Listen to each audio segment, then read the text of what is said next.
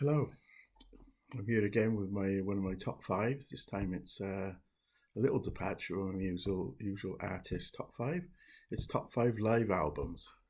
These are my top five live albums that I own in my collection. And so I'm going to kick off with a seminal double album from the 70s, Space Ritual Live.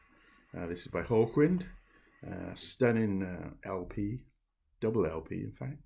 And it's almost if you was doing a top five Hawkwind, this would be in it, even though it's supposedly studio albums, because I think it's more than a live album in lots of ways. It's a mammoth sort of undertaking of a huge tour they took at the time. Lemmy was in the band, as you may well know, and some of the performances on here elevated from the studio performances. Earth Calling, Masters of the Universe are on here. Space is Deep. There's loads of fantastic songs on here, and just to mention Barney Bubble's cover, which is a triptych sort of thing with all sorts of psychedelic imagery for the things, but and it's a regular on my wall, this one, because it's such a beautiful cover. Okay, that's number five. That's Hawkwind, that's Space Ritual Live. At number four, another fantastic live album. Well, they're all fantastic live albums. This is Deep Purple, made in Japan, with the band there on stage.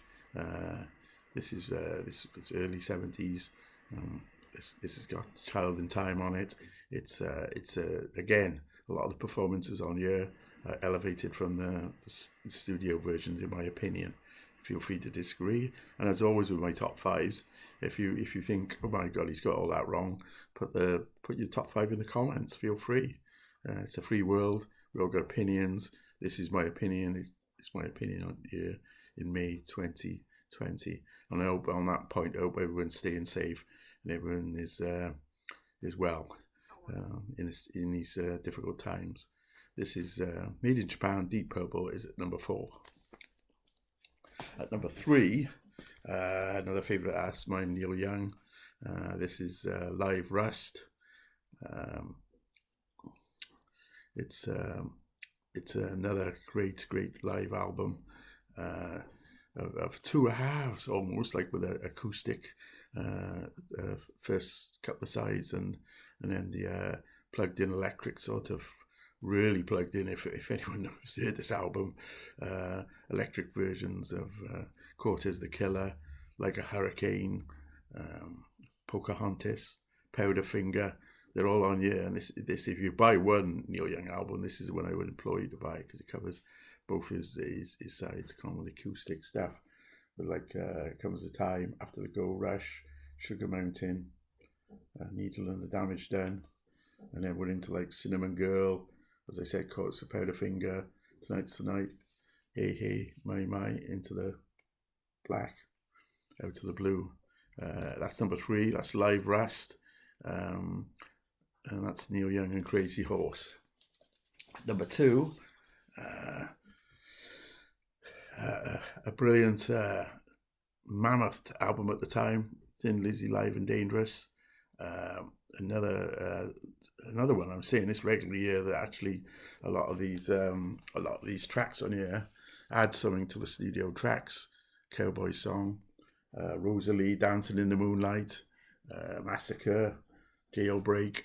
It is probably their version of the stage show they were playing their greatest hits at the time. A stunning cover of Fielding up there on his knees and with his mirrored bass, which he bounced the light off. The Boys Are Back in Town, obviously Don't Believe a Word, one of my favourites. This is number two. This is Thin Lizzy, Live and Dangerous. Number one, and I think it's just got the edge on them. It's a classic band at their peak. Mctaylor is his first full album. He played some tracks on Let It Bleed. This is between Let It Bleed and Sticky Fingers. There's Charlie on the front with his sort of going to say odd album cover with a donkey and drums and and that's Mick Jagger's hat he's got on there. This is Get Your Ya-Ya's Out. Every track on here is top notch. Kicks off with Jumping Jack Flash. There's Carol. There's the covers of Chuck Berry songs, Little Queenie, Sympathy for the Devil, Street Fighter Man, Honky Tonk Woman, Midnight Rambler, an epic version of Midnight Rambler and Sympathy for the Devil. This is my number one live album of all time. For me, whether I had it or not, it still would be. This is a new purchase. This APCO vinyl release from the early 2000s. So that's my number one from my top 5 live albums. I hope you enjoyed that. There'll be more to come.